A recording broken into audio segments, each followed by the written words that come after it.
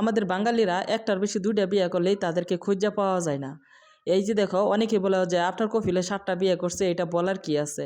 এটা একমাত্র ওইসব বাঙালিদের জন্যই যারা একটার বেশি ২টা বিয়ে কইরা পরে মনে করো যে আগের বউটারে দেখতে পারো না, এবং কি মনে করো যে কি বলে যে যে চৌধুরীদের মতন হইতে গেলে না যুক্তার প্রয়োজন আছে, যে ৬টা বউ সামলানো না মনে করো যে ঠেলা আছে। কারণ এই যে দেখো যে এই যে এই কাগজের ভিতরে দেখতেছ না যে খাবারটা, এটা কিন্তু বিভিন্ন জাতের যত ধরনের বাদাম আছে সেই বাদামগুলো দিয়ে এরা কিন্তু এটা বানানো হয়েছে।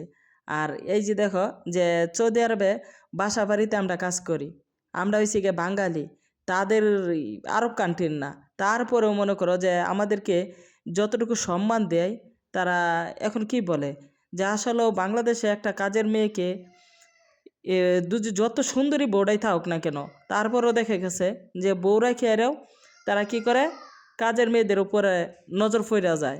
আর এই যে বাংলাদেশে কতটি মনে করে এইগুলার কি কয়, আমি তো এগুলার নামও বলতে পারবো না, তো তারা বইলা থাকে যে সৌদি আরবের কফিল ভালো না, কফিলের ছেলে ভালো না। যদি নাই হইব ৮ ৯ ১০ বছর একটা বাসার মধ্যে কিভাবে এত বছর আমরা কাজ করি, তাদের সাথে আমাদের রক্তের সম্পর্ক নাই কিয়া। এই যে দেখো খাবারটা বানাইতেছি, এই খাবারটা কিন্তু মনে করো যে কোনো সাধারণ খাবার না, তুমি চাইলেই পাইবা না, কারণ এটা বিদেশ বাড়ি। বিদেশ বাড়িতে বসে এরা দেশের খাবার খাইবা এতটা সাধারণ কথা না। তাদের সাথে মনে করো যে এখন কি বলে যে যদি ওইরকম ভালোবাসা যদি নাই থাকতো তাহলে কখনোই আইনা দিত না।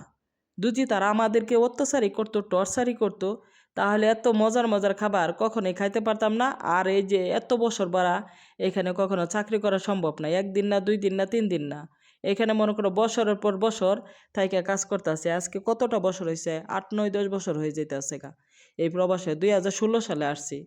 তো অনেকে আমার ইনবক্সে কমেন্ট করতেছো যে ফেসবুকের মেসেঞ্জারে ঢুকতেছো, হোয়াটসঅ্যাপে ঢুকতেছো। আরে ভাই আমি তো সৌদি আরবে বাসা বাড়িতে কাজ করি, যারা আমাকে ভালো পাও এবং কি কোনো কিছু জানতে চাও অবশ্যই আমার ভিডিওতে কমেন্ট করবে, যথেষ্ট পরিমাণে তোমাদেরকে আমি আমার পরিচয় দেওয়ার চেষ্টা করব, এবং কি যা জানার চেষ্টা আছে সম্পূর্ণ রিপ্লাই কমেন্ট করব। রিপ্লাই কমেন্টের মাধ্যমে তোমাদের সাথে পরিচিত এবং কি ভালোবাসা দিয়ে আগায় যেতে চাই। সবাই আমার পাশে থাকবে। প্রবাসী বোনটা আসলে অনেক কষ্ট করে এই দূর প্রবাসে যেহেতু আসছে, মানুষের বাসা তো আসলে বসায় রাখে না যে তোমাদের সাথে সময় দেম কথা বলবো।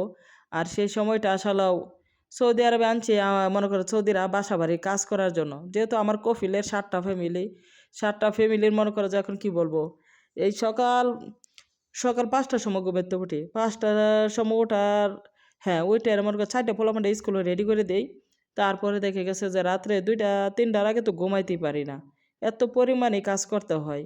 এখন যদি তোমাদের সাপোর্ট পাই হয়তো কোনো এক সময় বাংলাদেশে যাওয়ার পরে দেখা গেছে যে খালি এই প্ল্যাটফর্মের মাধ্যমে যোগাযোগ না, একটা আছে যে এই প্ল্যাটফর্মে যেহেতু কাজ করার জন্য আসছি, আমার ফেসবুক আইডিও আছে এবং কি এখন ইউটিউবে কাজ করতেছি, সবার সাথে ভালো একটা সম্পর্ক